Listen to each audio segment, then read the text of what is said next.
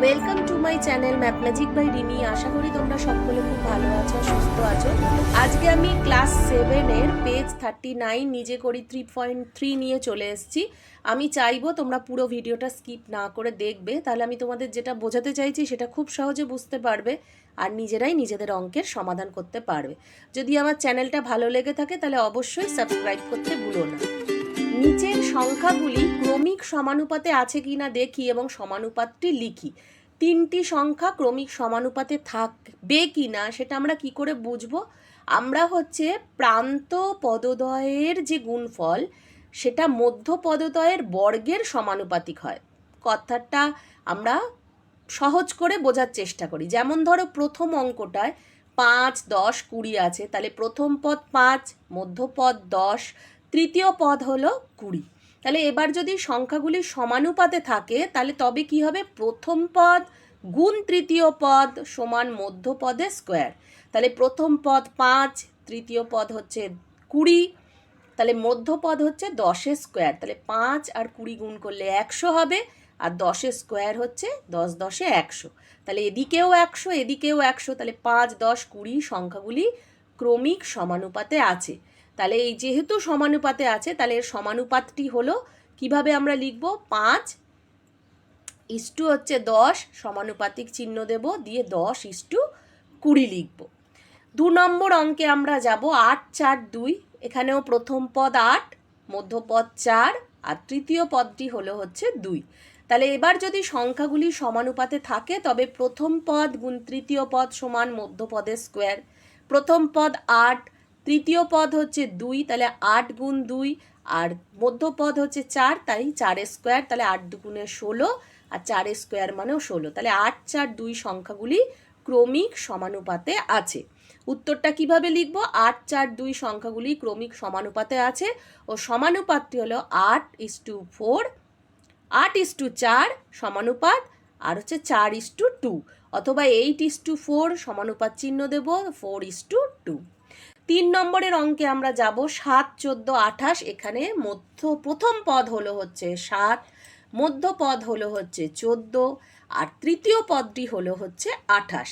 এবার যদি সংখ্যাগুলি সমানুপাতে থাকে তবে প্রথম পদ গুণ তৃতীয় পদ সমান মধ্যপদের স্কোয়ার। তাহলে প্রথম পদ 7 গুণ তৃতীয় পদ 28 সমান 14 স্কোয়ার। তাহলে 7 আর 28 গুণ করলে 196 সমান 14 স্কোয়ার হচ্ছে 196। তাহলে 7, 14, 28 সংখ্যাগুলো সমানুপাতে আছে। তাহলে 7, 14, 28 সংখ্যাগুলোকে ক্রমিক সমানুপাতে আছে এবং সেই সমানুপাতটি হলো 7:14 সমানুপাত 14:28।